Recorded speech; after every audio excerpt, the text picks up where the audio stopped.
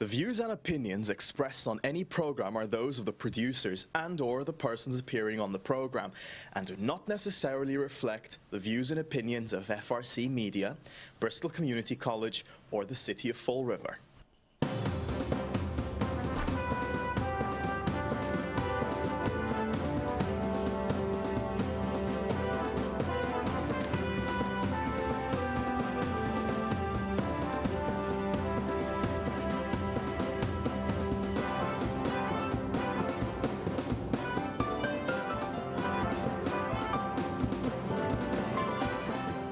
Well, hello. Welcome to Spindle City Straight Talk. I'm Chip. And I'm CJ. And it's Friday. TGI. Already Friday. Already Friday, because we had Monday Time off. seems to be flying by like there's no tomorrow. Yeah, and nothing much changes. I guess we were trying to identify some of the people in the picture with Jazel, but nobody knows. They probably were just patrons at Caesars. But that was a funny thing because you knew he was at Caesars before you even saw the picture. Yeah, well, it's a high end. He'd be at one of the high end casinos, you know, because money is no object.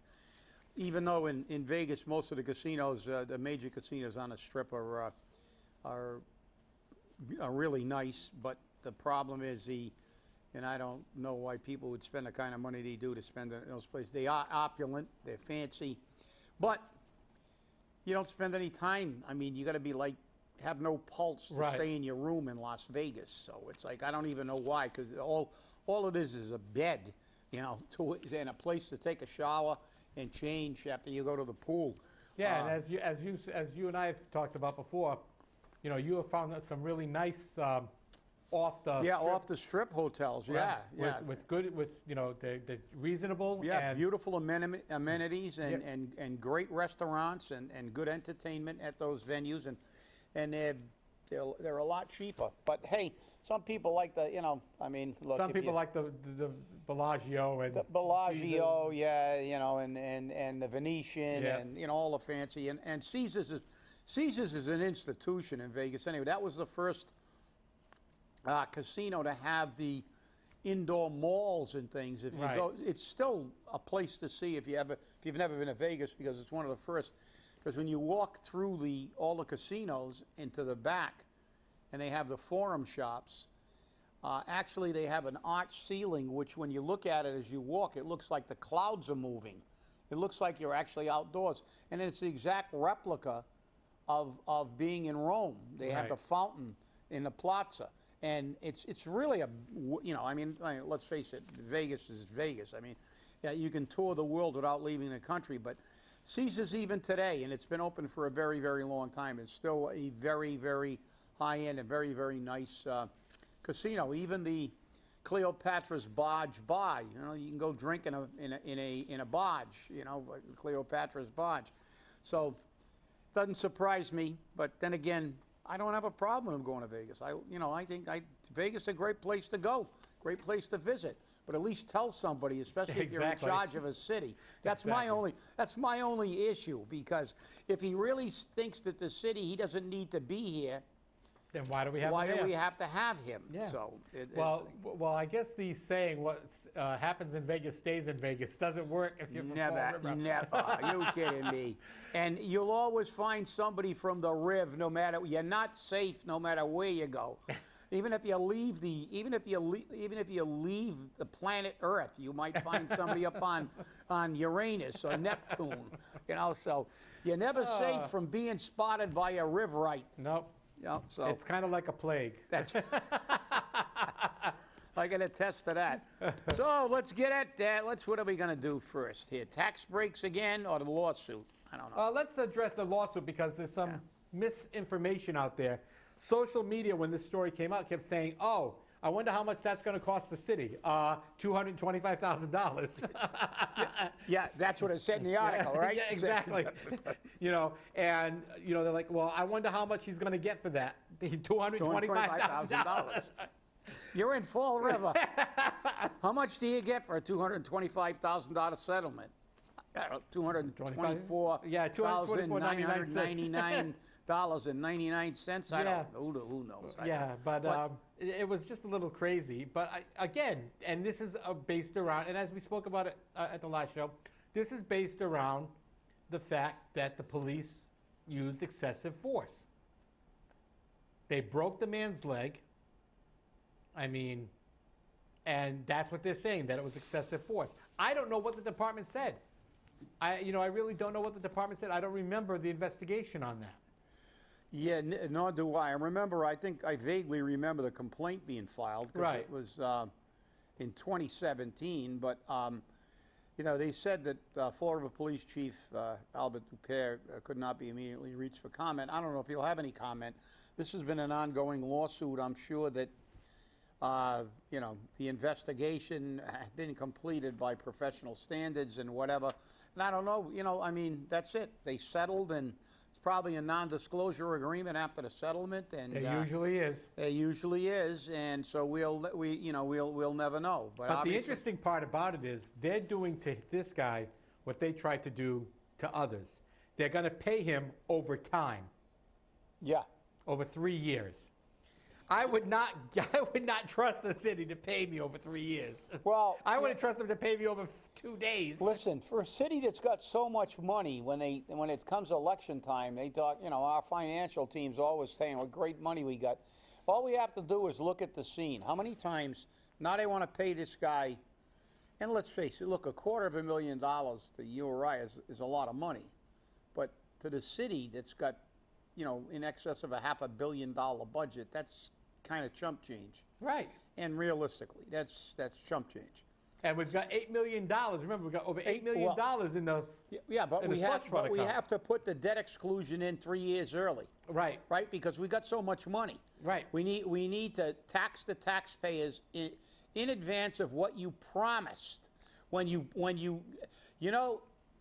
that we segue into another area.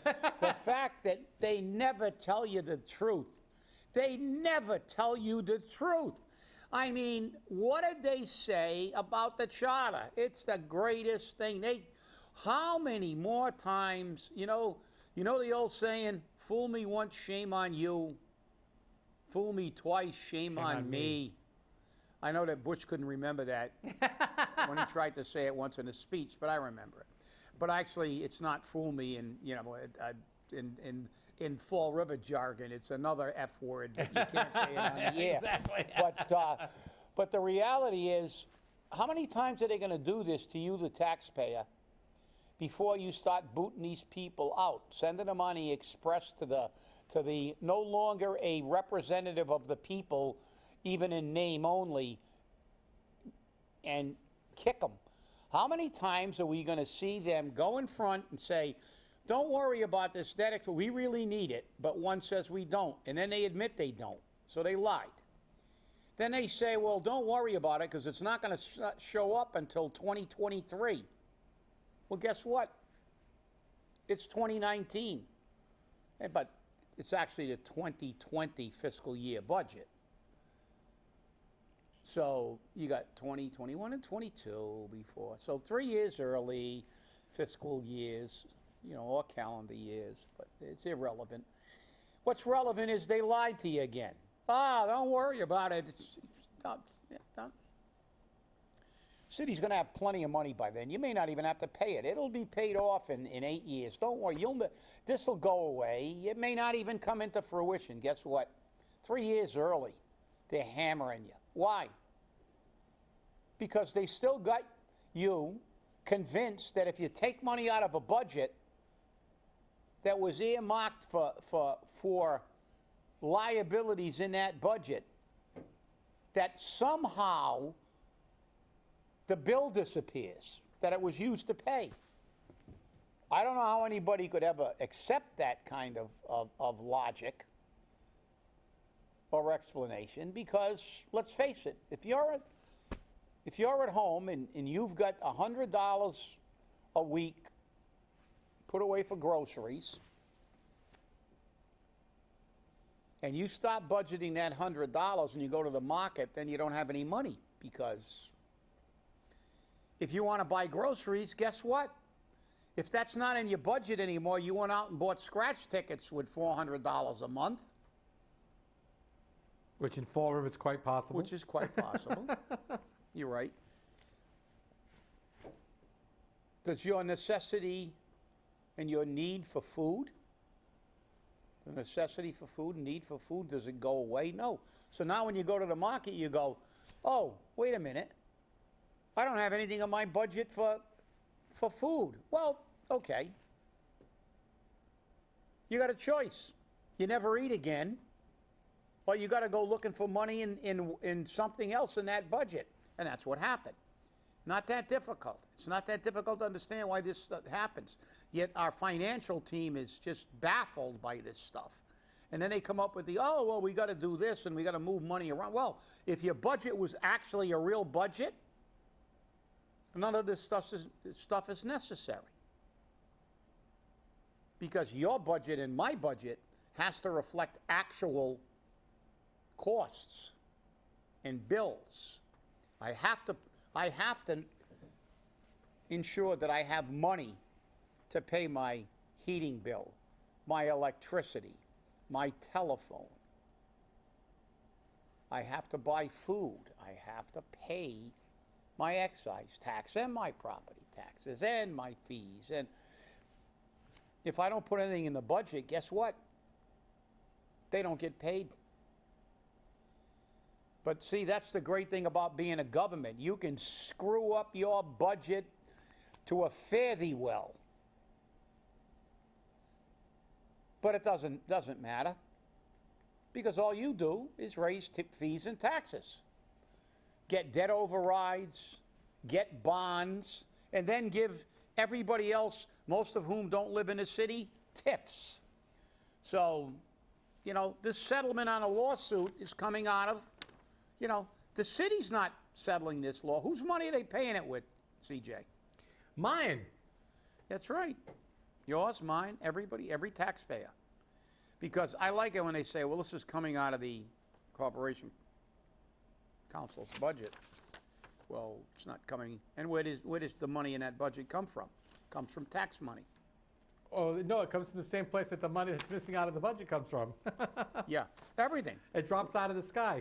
Yeah, it drops out of the sky. Yeah, the government has some, they've actually made people forget where money comes from in governments. It's like, well, I hate to say it, but the federal government, the state government, and the local government do not sell widgets or anything, and they don't have a toy store on the corner that they're using to fund everything. Shucks, I needed some widgets. What they have is a bunch of people like us that they use for ATMs, while they give everybody else free rides. The rich and the poor, and the people in the middle, we get ridden. We don't get a free ride. We get ridden. We get ridden. That's right. So, hey, we just got some information from some of our viewers. Well, at least one of our viewers. Allegedly, the mayor went to Vegas to attend a wedding. I guess that justifies it. Who was it? Was it at the Elvis Chapel? It wasn't Jazel. Jazel didn't get married, did he? No, Jazel didn't get married, as far as I know. He attended the wedding. Do you normally attend weddings with your shirt off at the blackjack? I don't know, but hey, it's happened before. I've seen a lot of weddings in Vegas. I saw somebody who had their what do they call that thing after the wedding? The reception? Yeah, the reception. Yeah, you're an expert at that. You've performed a zillion weddings. Those things are, being the misanthrope I am, I'm not real crazy over those things, all their titles. But I actually saw a reception that was held after a wedding in Las Vegas in the Bellagio buffet. There you go. Which hey, I tried to crash it.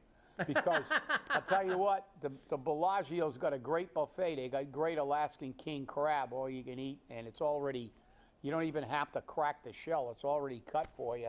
You just dunk it in the butter. They got a world-class Bellagio that's got a great buffet, but I thought it was unique, and it's probably a hell of a lot cheaper than having a wedding at a regular venue, because the buffets are for what you get, and you can eat until you basically explode at those places.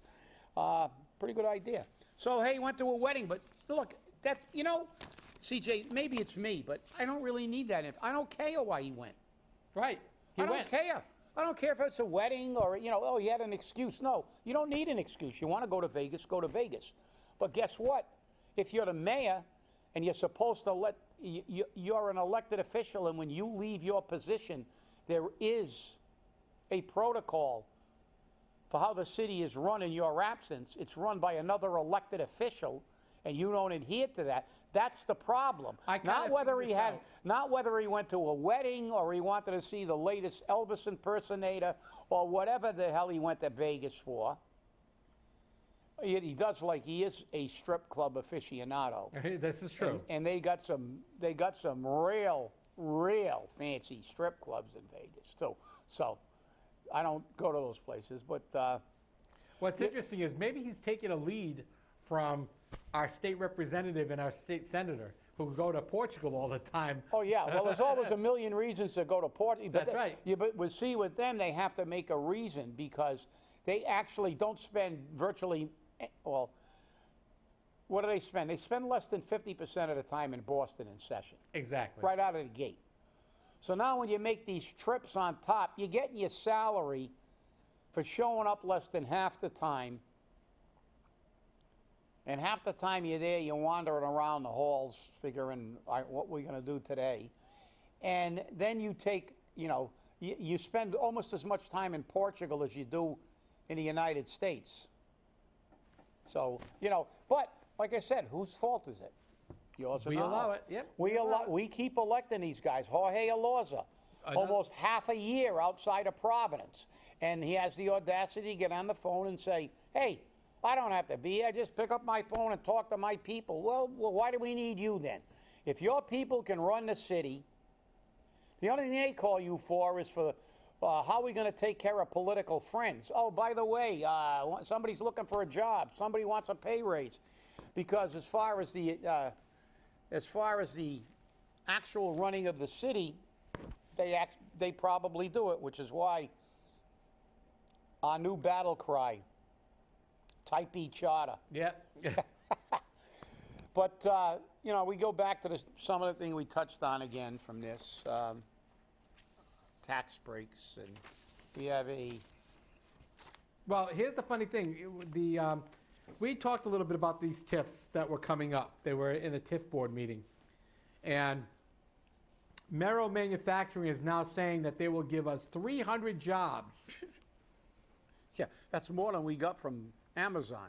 Yeah, but the question is, are they going to be Fall River jobs? Yeah. Are the people going to be from Fall River again? Because this is the problem. We give these TIFs, but we have no way, and excuse me, according to the way the TIF board is always run, they have no way of guaranteeing that the jobs will go to people from Fall River. And they said they can't do it, They said they can't do it, which is a lie. Which is a lie. Right. Yeah. So you've got a problem right there. Well, the problem we have is when, people are complaining all the time about government and taxes and everything else that we see on the thing, and everybody wants to give everybody everything for free. We even made the national news about, the state, about people not paying their food, and then they're going to have to give them and I believe just for the sake of I heard, and I'm not 100% sure it's accurate, but the people who call us are normally fairly accurate. They said apparently our friend Will Flanagan on WSA, I was talking about the people who were getting and I think he referred to it as a butter sandwich. Mm-hmm. It wasn't butter. Sun butter. Sun butter, yeah, Yep. which is kind of like It's sunflower made from seed. sunflower seeds Yeah. rather than peanuts. So Right. it's like peanut butter, but it doesn't have the people that, there are a lot of people with peanut allergies. But it was, so he said a butter sandwich, and he's talking about the price of even the reduced meal being $2, and I don't think it's anywhere near $2. At one time, not that long ago, it was only about 50 cents for the reduced cost meal. So, but again, they take money. They take money away from everybody every time they give these tax breaks. Which, listen, how much has the Fall River economy improved with all the TIFs we've given in the last 10 years? We're still at the top of the state for unemployment. How many times do we have to say you have to train these people in a skill, give them a job skill, an employable skill? You're not attacking all you're doing is taking care of businessmen who will maybe contribute to your campaign. This city you know, we are the definition of insanity because we keep repeating the same action expecting a different result. You know, more TIFs. I'm guaranteeing 300 jobs. Well, guess what? The other one is 25 new jobs, but they ended 220. Going to guarantee 300 jobs? I'll bet you we don't get 150 jobs from Fall River. And do we ever check how many jobs we get? No. Because if you ask to this day how many actual Fall River people are employed at Amazon, that's like asking for Donald Trump's tax returns. You're not getting it. You're not getting the numbers. So, but look, these TIFs, they just keep rolling, and that's your city council. That's, you know, they will approve everything that goes by because they don't want, oh, well, we're going to get jobs. Well, we're not getting enough jobs, and we're not getting enough good jobs. Because, look, one of these jobs is in, they talked about them having a sewing machine company. Yep. How long, you know, call me a curmudgeon because... Okay, you're a curmudgeon. I'm a curmudgeon, that's right. Because, you know, this is the biggest pile of horse manure I have ever seen. Talk about people that are in the business of economic development, and they don't have enough presence of forethought to look at this and say, how long do you think sewing machine jobs are going to last in Fall River? How long? We had them once. It was the primary employer in the city. They went to North Carolina to get lower operating costs. Then from there, they went overseas because even in the non-union states, yeah, we've got a few back, and they go, oh, yeah, we're getting manufactured. No, we're not. As long as you let them operate for free and their bottom line is okay, and as long as they're getting some kind of break, they're not here to give a career path and long-term employment for these people. As soon as their bottom line shifts and they've got to start paying their taxes, they're going to be out of here with flames coming out of their sphincters. And, you know, and everybody will go, oh me, oh my, how did this happen? It happened because you're all boneheads. When you've got it, when your fundamental employment is something that requires absolutely no skill, so all these employees can be replaced by people in third world countries who will work for pennies or robots at some point in time. These jobs are not going to stay here like the mills didn't stay here. If you train somebody to be a welder, he can live in Fall River and go to Electric Boat and weld. You train somebody in various other skills. There are 10 million jobs in the United States that are going unfilled right now because people do not have adequate technical training. Do you think somebody in Fall River in economic development would start looking at training our workforce to get a job and then working to get companies in that will utilize trained workers? Because guess what? If you actually did that, they might stay here for a long time. You know, it's interesting. I watched a brief show on PBS. Love PBS. Yeah. Support your PBS stations. Always, yeah. About economic development in areas of the country that were similar to Fall River, like gateway cities.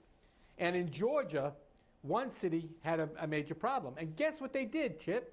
No, what? Economic development. They created training programs and vocations and training for that. And they used the money that they would use to develop the economic status of the city into that.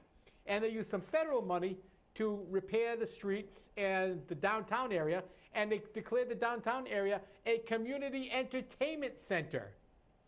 And guess what? It worked. Yeah. It worked. Why? Because the people were able to get jobs that paid money. And then they could pay for entertainment. That's right. Wow, what a concept. I'm putting you in I'm putting you in for the Nobel Prize in economics. You figured that out all by yourself without a PhD in economics. Exactly. Amazing. Amazing, but you know, our economic development teams can't figure that out. Well, we don't have anyone for economic development right now. But they're getting stipends anyway That's for right. every little piece. But that's the thing that disturbs me when I read this. You know, did you see how much of a TIF they get in the first year? Yeah. their entire tax bill. 100%. Yeah, and then incrementally it goes down to and it's 75% of the bill. In 4 years, they'll only pay 25%, then 50%, then lastly 75. But once they hit 75, they'll be out of here. Yeah. As soon as the 75 mark, and then they go to 100, that's it. They're out of here. And like all the rest of the companies. And look, the reality is that, you know, we've seen it work. I mean, there was a national documentary about the coal miners. Right. Because they said, look, coal mining, even if we do maintain coal mines, we're not going to have the numbers of coal miners employed because many of those jobs that years ago were manually done are now done by machines. So you need less coal miners. And another program I watched was Adam Ruins Everything. It's on True TV. He was talking about the same thing, that the jobs that we had 10 years ago, the jobs we had 20 years ago, the jobs that we had 50 years ago aren't going to come back. They've been replaced with automation. America is now moving into the service industry. Jobs which are guaranteed to work are healthcare jobs, okay? Tourism jobs. Service jobs, like, you know, people who are on the phone answering customer service questions. Those are the jobs that we're providing. Even GM doesn't hire as many people to make cars as they did back in the 1950s because they have robots doing it. Yeah, and that's throughout. And like I said, what they did with these coal miners, they gave them some computer skills, because the only jobs are service jobs and technical jobs. Yeah. Jobs that you can't hire somebody from a third world country, because you got half of Central America trying to get into the United States, and they'll work for $3 an hour because they're getting like 3 cents an hour in Guatemala. And so, you know, the reality is that type of job that we had years ago, which employed low-skilled, no-skilled, low or no-skilled, they could teach how to run a sewing machine, and then in a day or two, and they stick you on a sewing machine. But now where are all the sweatshops? They're all in China and Bangladesh and Vietnam. Well, it's interesting where about that. They can pay them nothing. 99% of them are out there. So any job that you can replace somebody that doesn't need a lot of training or technical ability, they're going to be ultimately they'll be gone to another country. And the thing is that one of the reasons why these jobs have moved to places like China is, number one, the Chinese people are willing to work for low wages, number one. Number two, all the equipment necessary, all the supplies necessary to build what they're building or make what they're making is central to China. So it's cheaper to move the supplies there than to ship them into the United States when it would take longer. Yeah. And of course, our people don't work for pennies. And that's the problem. Yeah, and even in that, if you could get people here to work for pennies, which was one of their plans. I have a book that was written 50 years ago that talked about the multinational banks creating a universal wage, so you didn't have to move around. But let's face it, CJ, in China, the operating costs are always going to be lower. They have nobody looking over what they put in their products. How many Chinese products have you seen with lead in them? We've seen pharmaceuticals with impurities. We've seen, because they don't care. You know, it's much cheaper over here. When you buy something and put it in a product, there's an oversight in the United States. But in China, you're operating costs because, hey, look, use lead paint. Who cares? You know, the kid eats the toy, well, he gets lead poisoning, but who cares?